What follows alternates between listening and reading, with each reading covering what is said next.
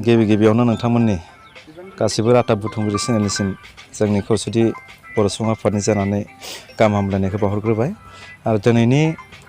जिथु जोंनि मेलनि थांखि बे मेलनि थांखिया जाहैबाय जोंहा सानजा सानजारि नोगोर खौसेथि बर' सुबुं आफादनि जानाखि बोसोरसालि जथुम्मा बे बोसोरसालि जथुम्माया देग्लाय नैथि बोसोरसालिया जथुम्मा जागोन दा बेनिनो जोङो बानजाय आफाद दानानै होबाय आरो बे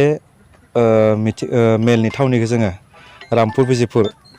गुदि फरायसालियाव लानाय जादों जोङो माबायदि खुंफुंगोन होनना सानो बे मेलखौ जोङो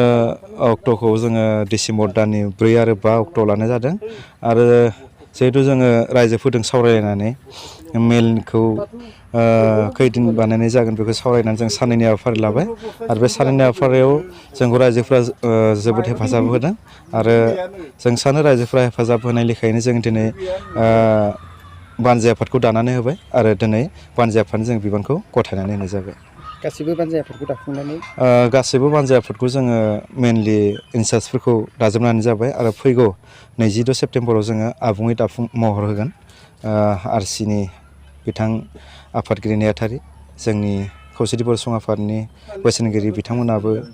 खौसेजों सावरायनानै फैगौ 22 सेप्तेम्बरखौ जोङो थि खालामनाय जाबाय। जिहेतु दिनैनि मेलनि गेजेरजों दानि बिबान मोननाय बिथांमोनखौ माबायदि मावजानो थाखाय खावलायगोन बा रायजो राजाफोरनिसिम मा मेसेज होगोन? नोंथांमोननिसिम साबायखर थाग्रोबाय जोंहाथ' बिदि बारा साननांगौ गैया मानो होनना बुङोबा आगे फिसे मावनायानो गोजा जिथुनाखि आरसिनि रिसिपसन कमिटिनि बानजाय आफाद दानानै होदों आफादगिरि नेहाथारि बिथांमोना गोख्रोंखा बिथांमोना आगे फिसे मावबोखानाय बेनिखायनो बिथांमोननि सायाव आंहा एसेबां माने माबा गैया आरो जिहेतु आं दंफाखायो आंबो थांलाय फैलाय जाबाय थानानै बिथांमोननो माने बोसोनखौ होबाय थागोन आङो आरो रायजो राजाखौबो बिदिनो जोङो आगे फिसे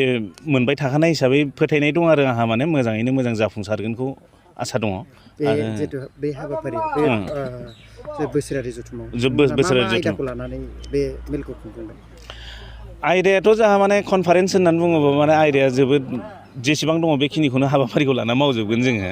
बेफोरबायदिनो आपनार माने बेथ' बडि चेन्ज जानाय जागोन नालाय बडि चेन्ज जागोन बिदिनो हारिमु दङ बायदि बायदि इन्टेलेक्सुयेल नङा माने मा होनना बुङो माने गामि जौगाथायनि सोमोन्दैबो सावरायनाय जागोन आरो जों माबायदि बर' जाथिया खौसेयै थानांगौ बेफोरनि सोमोन्दैबो सावरायनाय जागोन माखासे दं आरोखि माने माखासे रोखोमनि गामि जौगानाय जोङो माबायदि इउनाइटलि थानांगौ बर' हारिया बेफोरखौबो जों गासिबो रेबेङै सावरायनाय जागोन बेयाव। दिनैनि जिहेतु जथुमनि गेजेरजों नोंथांमोननि जिहेतु मेला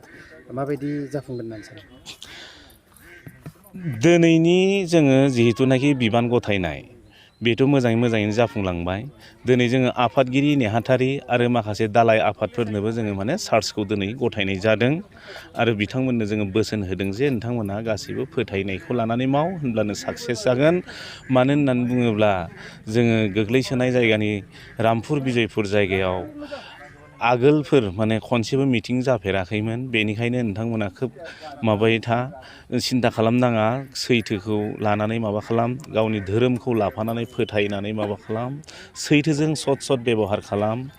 रां रुफा जि थाइसे थाइनै मोनो बेखौ जाहाथे माने अपबेब'हार खालामालासिनो सत बेब'हार खालामबानो नोंथांमोननिया जाफुंसारगोन होननानै आं बिथांमोनखौ बिथोन होदों आरो बिथांमोनहा आंनि बुंनायखौ जाहाथे मानिगोन आंहा फोथायनाय दङ।